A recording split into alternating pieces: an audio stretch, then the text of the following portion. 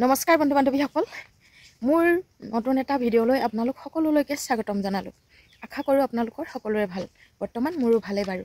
হয়, ৰাজীৱ শদিয়াৰ বিষয়ে আমাৰ অসমত ইমানেই তৰ্ক বিতৰ্ক চলি আছে। আচলতে এই তৰ্ক বিতৰ্কবোৰ শুনি শুনি আমনি লাগিছে। জাতিৰ মাটিৰ গান গোৱা এজন গায়ক বুলি তেওঁক আচলতে বিতৰ্কৰ মাজলৈ টানি টানি নি আছে।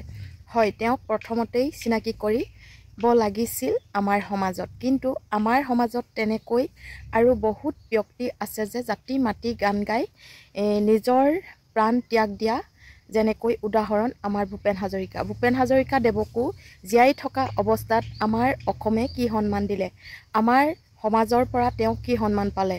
তেওঁ বাৰে বাৰে সমালোচনা হৈছিল আৰু তেওঁ সমালোচনা শুনি ইমানেই দুখ পাইছিল তেওঁ বাৰে বাৰে সমালোচনাৰ পাত্ৰ হৈ পৰিছিল আৰু অসমৰ ৰাইজে কোনোদিনে ভূপেন হাজৰিকাক বুজিবলৈ চেষ্টা নকৰিল।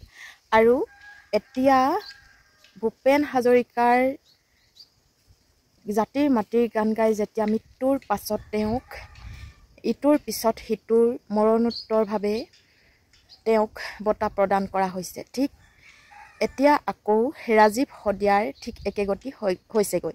কাৰণ ৰাজীৱ শদিয়াক জীয়াই থাকোঁতে আমাৰ সমাজখনে এখন ভাল মঞ্চ দিব নোৱাৰিল। তেওঁক আগুৱাই নিবলৈ আমাৰ সমাজখনৰ কাৰোৰ চকুত নপৰিল।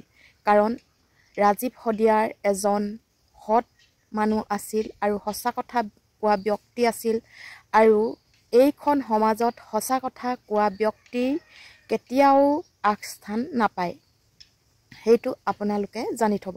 সেই গতিকে ৰাজীৱ শদিয়াক আগস্থান ল'বলৈ দিয়া নহ'ল আৰু মঞ্চ ক'তো তেওঁ নাপালে।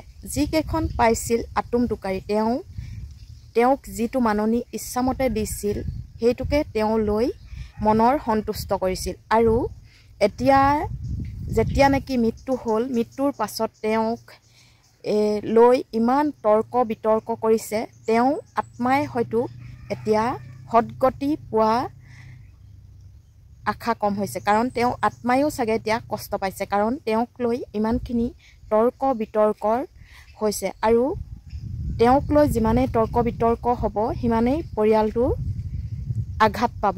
পৰিয়ালটোৱে আঘাত পাইছে, সেয়েহে পৰিয়ালটোৱে আঘাত পোৱাৰ লগে লগে তেওঁ আত্মাই কোনোদিন শান্তি নাপাব। কাৰণ তেওঁক লৈ এতিয়া কোনোৱে ভাল মন্তব্য কৰিছে, কোনোৱে বেয়া মন্তব্য কৰিছে। এইখিনিতে এটা কথা ক'ব লাগিব, কিন্তু আমাৰ সমাজখনেহে লাগি আছে, তাত মন্ত্ৰী MLA বুলিবলৈ কোনো নাই। কাৰণ মন্ত্ৰী MLA সকলে একো এতিয়ালৈকে মুখে খোলা নাই। কিন্তু হিমন্ত বিশ্ব শৰ্মাই দুষাৰমান কথা কোৱা দেখিবলৈ পোৱা গৈছে।